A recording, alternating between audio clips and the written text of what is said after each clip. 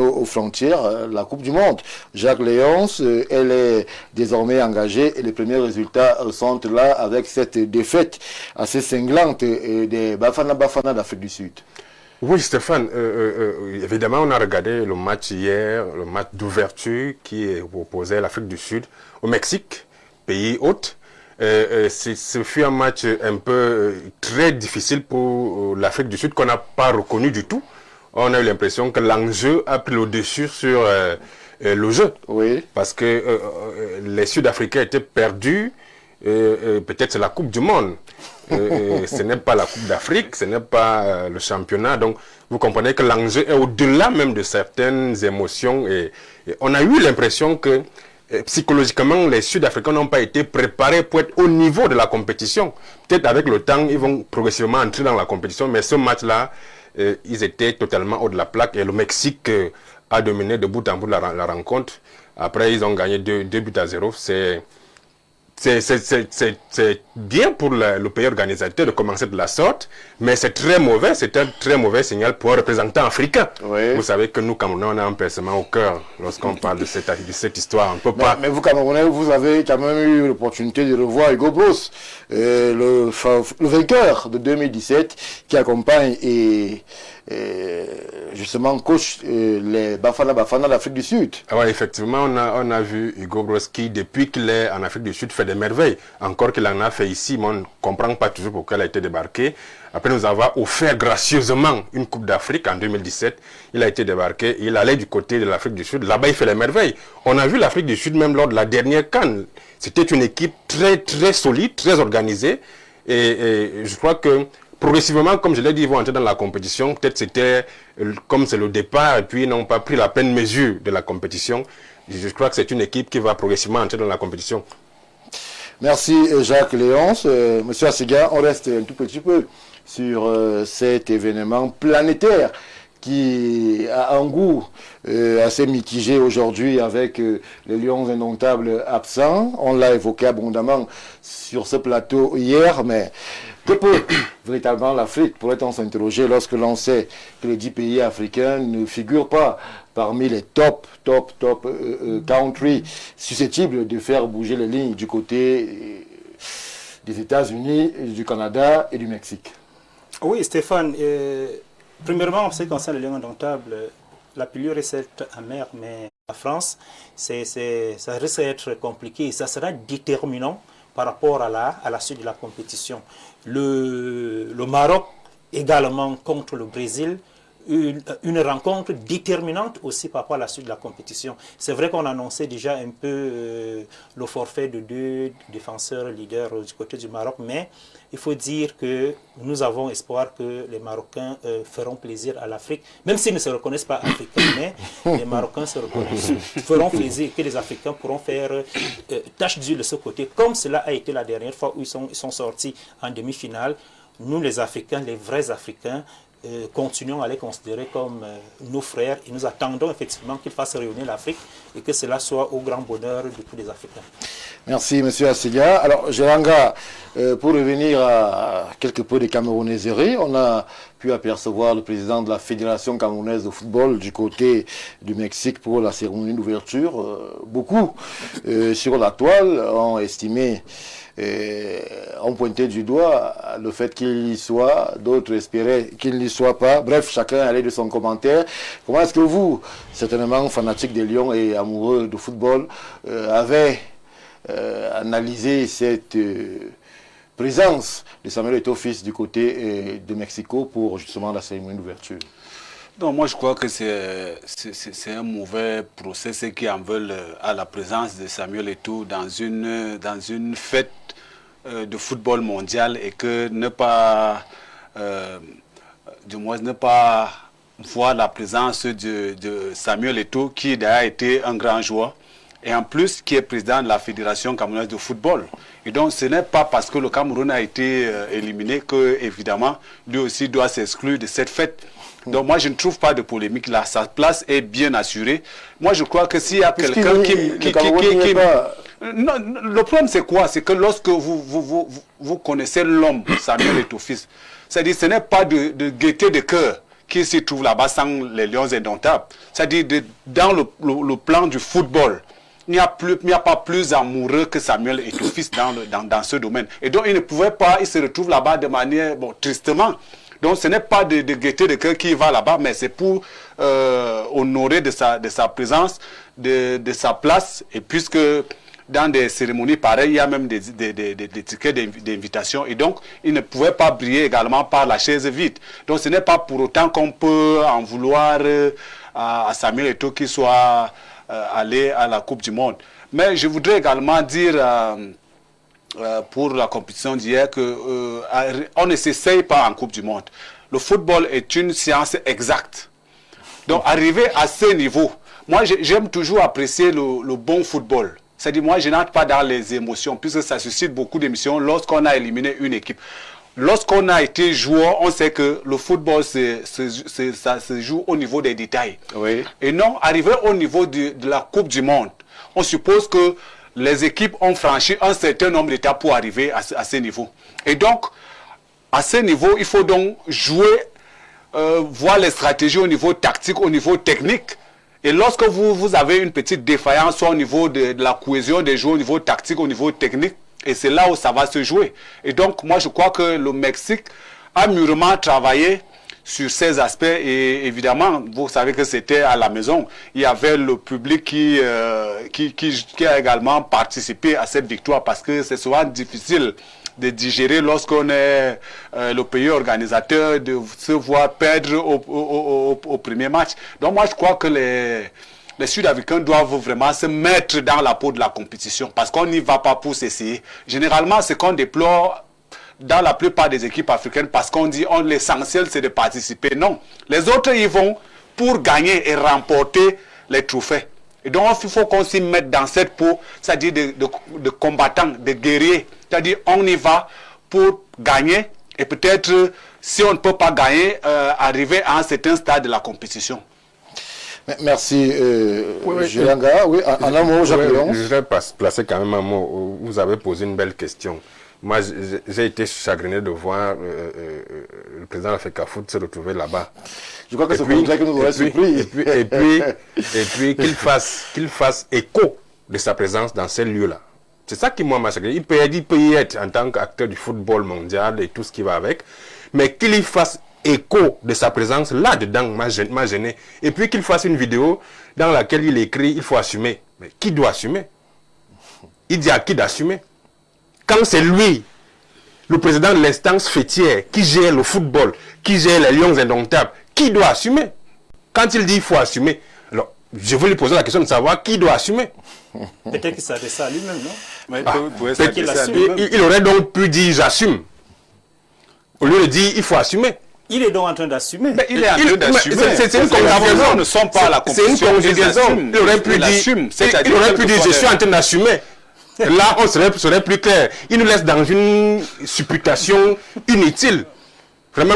Donc moi, je crois que vraiment, c'est avec, comme je l'ai dit, c'est un pincement au cœur. Vraiment. Un crève-cœur. Vraiment, je pleure de l'intérieur.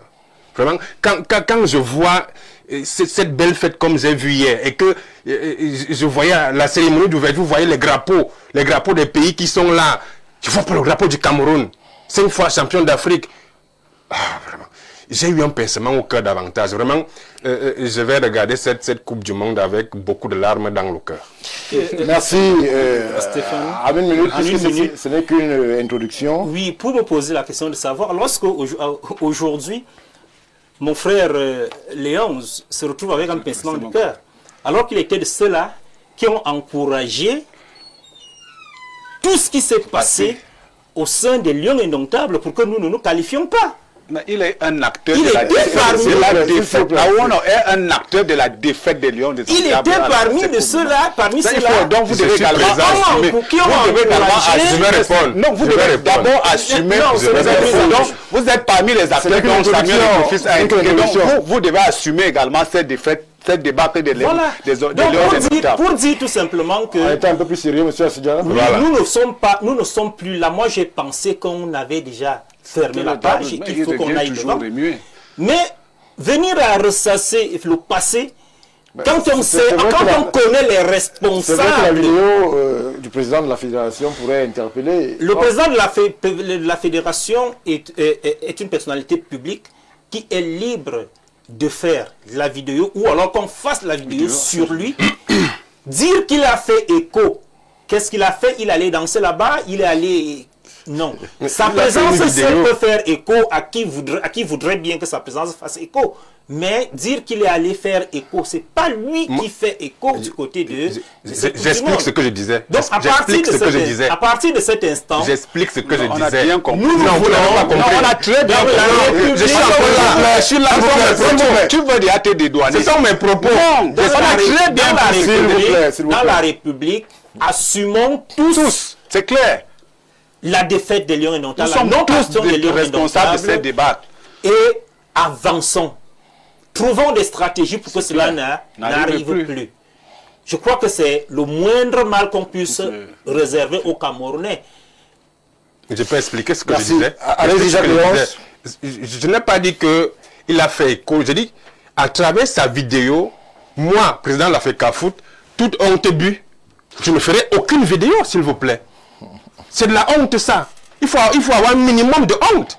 Lorsqu'on a échoué fatalement comme ça, on a quand même honte. Restons humains. Mais j'ai l'impression que ce monsieur n'est plus humain et qu'il n'a plus honte. Moi, en tant qu'humain, moi, président de la FECAFOOT à sa place, toute honte et but, je me retrouve là-bas, je ne ferai aucune vidéo. Je me cacherai même. Ouais, donc c'est ce que je dis, c'est ça qui m'a chagriné. Il pouvait être là-bas en tant qu'acteur du football, on connaît, mais vraiment faire écho de la sorte avec ce type de message qui laisse pensif, qui laisse pantois même parce qu'on ne comprend pas ce message. Qui doit assumer? Merci Jacques Léonce. C'est vrai que à chaque fois que cette problématique est évoquée, ça laisse cours à beaucoup d'émotions, beaucoup de réflexions. Je relève une ou deux contributions, le temps que la technique installe notre invité qui nous a rejoint. Bonsoir à tout le panel. Est officier à la Coupe du Monde en tant que vice-président des Jeux et loisirs de la FIFA. Merci pour la révélation. Bonsoir Info TV. Que les gens arrêtent de faire croire qu'ils aiment le Cameroun plus que nous autres. Ce sont eux qui ont supporté les expatriés venus nous pourrir le football. Que certains de vos panélistes arrêtent l'hypocrisie. Le vice-président de la FECAFOOT, le président de la FECAFOOT est vice-président d'une commission à la FIFA. Merci. Bonsoir. La seule vraie équipe qui pouvait bien défendre le continent africain dans cette Coupe du Monde, c'est l'équipe camerounaise. Malheureusement, les Camerounais eux-mêmes ont décidé de l'éliminer très tôt. Merci à vous, Ébil, pour la contribution. Bonsoir, Stéphane Berga. Les propos de M. Léonce sont depuis hier haineux envers Samuel Eto'o. S'il vous plaît, ne l'invitez plus. Oh là là, nous ne sommes pas des extrémistes. Ici, la parole et la pensée est libre. Libre comme le docteur Jean-Moïse Mbo qui vient de nous rejoindre. Bonsoir Stéphane, bonsoir mes co-discutants que j'ai trouvé très engagés dans le sujet. Bonsoir à nos millions de téléspectateurs, au top management et naturellement aux équipes techniques qui nous accompagnent ce soir. Il faut vous rassurer que vous êtes évidemment suivi puisque le top management de Info TV est du côté du Sago où justement le stand de Info TV ne désemplit pas toutes les stars, toutes les personnalités, tout ce qui compte comme acteurs publics dans la République sont passés du côté du stand de Info TV. C'est un plaisir de le dire puisque justement c'est une réalité. Vous-même vous y êtes passé, Jean-Moïse Mbo? Bon, malheureusement, je n'ai pas pu arriver au Sago. Je devais arriver hier. Oui. Il y a eu une contrainte professionnelle qui a fait que, même aujourd'hui encore, je suis en retard comme ça et je m'en excuse parce que, non seulement les embouteillages, mais je sortais d'une réunion qui a mis plus de temps que prévu. Donc, je n'ai pas pu y aller. Mais bon, le Sago n'est plus à présenter en termes de qualité de rassemblement, en termes de qualité des débats, des échanges et même en termes de qualité du promoteur. Qu'il faut saluer ici vivement. Un grand ami de Info TV et de Stéphane Berga, M. Assiga. Et je salue Jean-Jacques Zé.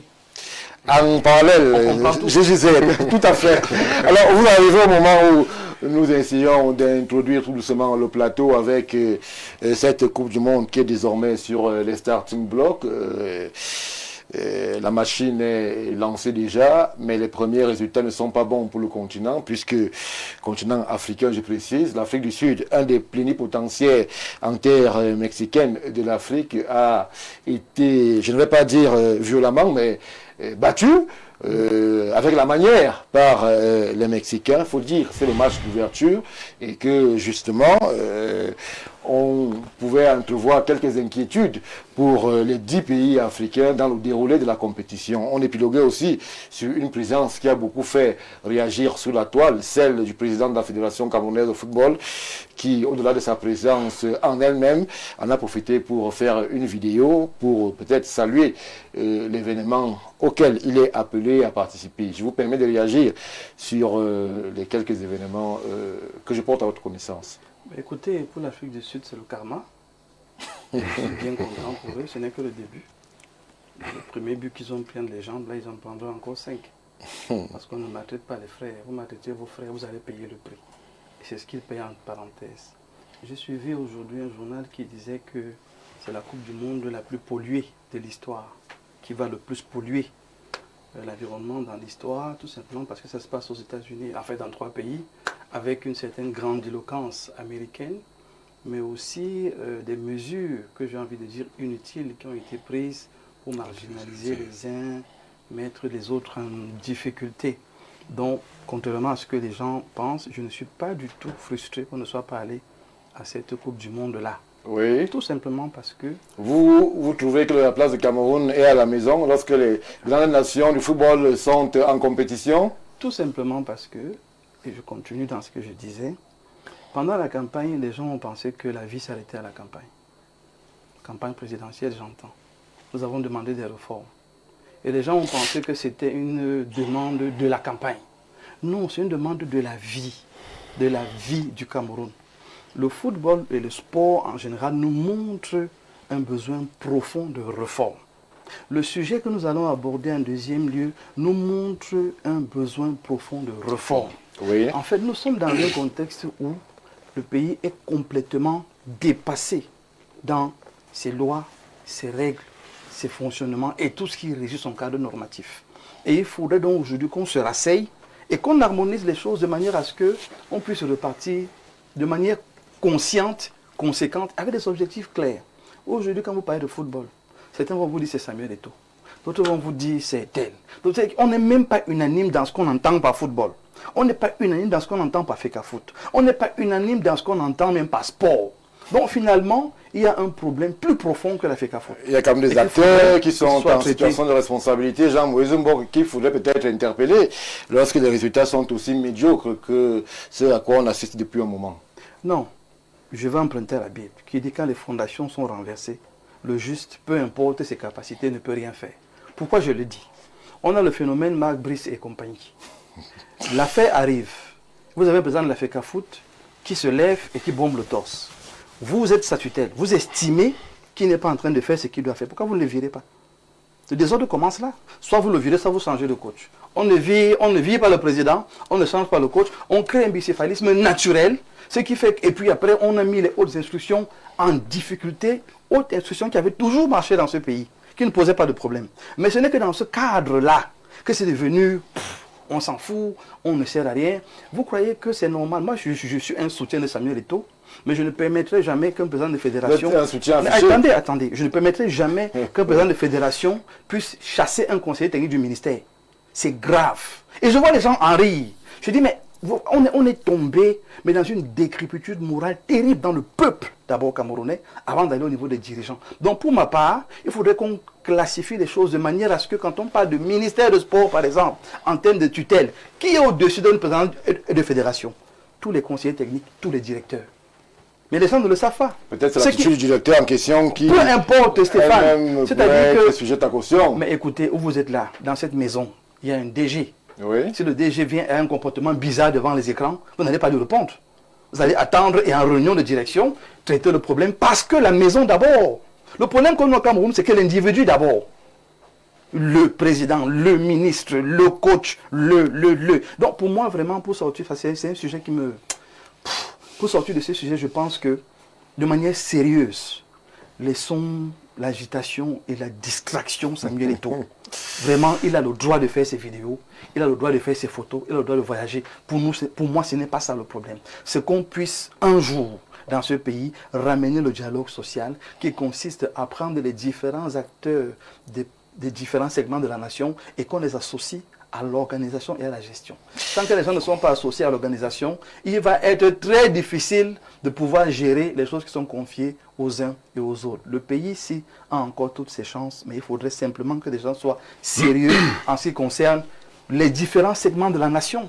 Pourquoi ça énerverait que toi ait fait la vidéo? Parce qu'on n'est pas parti. Vous voyez qu'il y a toujours un parce que qui va entraîner un parce que. Mais tous les parce que là, c'est parce que les fondations sont mauvaises. Merci Jean-Moïse Mbok. Bonsoir Stéphane. Arono et son groupe doivent aller pleurer ailleurs. Voilà. Ça ne vaut pas la peine d'avoir un jeune aussi. Pourquoi? Ce type de contribution, elle avance par le débat. Essayons de... justement de communiquer de façon responsable. Bonsoir, je voudrais rappeler au monsieur qui demande qui doit assumer là que Onana avait dit que si l'équipe ne se qualifiait pas, il assumait. Pourquoi aujourd'hui il vient poser la question qui doit assumer? Soyons sérieux, monsieur Jacques Caron, tu parles et tout avance.